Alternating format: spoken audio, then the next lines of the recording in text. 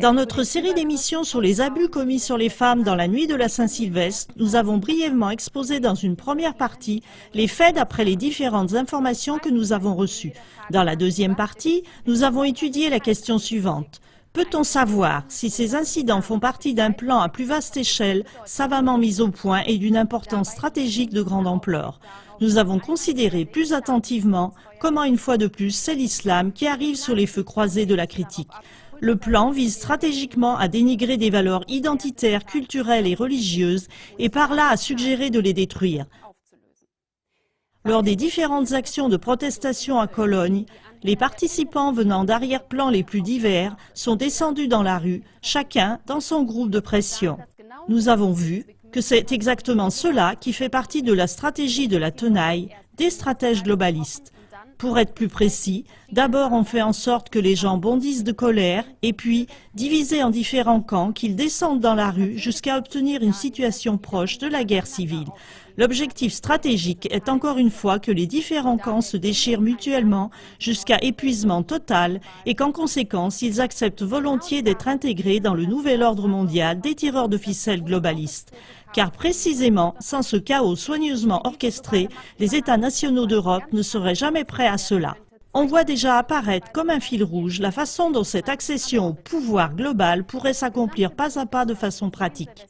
La manière dont les médias présentent la police, suite aux incidents de la Saint-Sylvestre, laisse déjà percevoir en filigrane l'intention cachée. D'un côté, ils disent que la police est arrivée trop tard sur les lieux en sous-effectif et ainsi complètement dépassée. Et d'un autre côté, que la police semblait hésiter sur la façon de maîtriser ce chaos, qu'elle semblait prise au dépourvu et n'avait aucun moyen d'agir. Après les incidents, les premiers rapports de police publiés n'inspiraient pas du tout la confiance, comme si la direction de la police voulait cacher son échec. Quels qu'aient pu être les liens de cause à effet et les arrière-plans de toute cette histoire, le fait est que la police apparaît sous un mauvais jour. Et à la fin, ce qu'on ressent, c'est un mauvais sentiment, un malaise, un mécontentement allant jusqu'à la colère. Oui, une perte de confiance. Et si effectivement ce sentiment était provoqué délibérément dans le public? Et si cela faisait également partie de cette stratégie orchestrée de pouvoir et de la tenaille?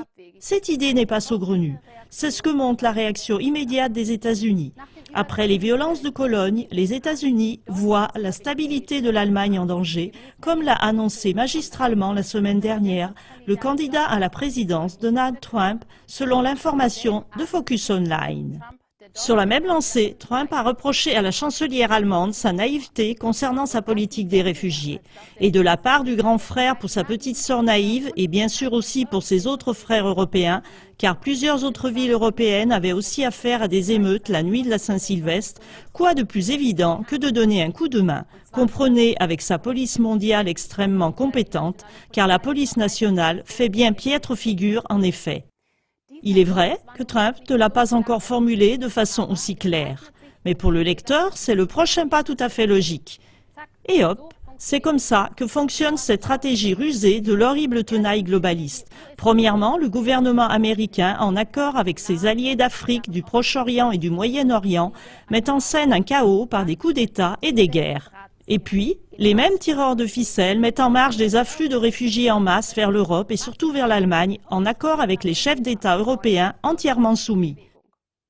Et finalement, maintenant que le chaos commence à déborder aussi en Europe, ce sont les mêmes stratèges de pouvoir qui offrent avec une amabilité hypocrite le soutien militaire policier globaliste par l'intermédiaire des politiciens qui leur sont soumis pour que la forme extérieure et la sécurité restent préservées.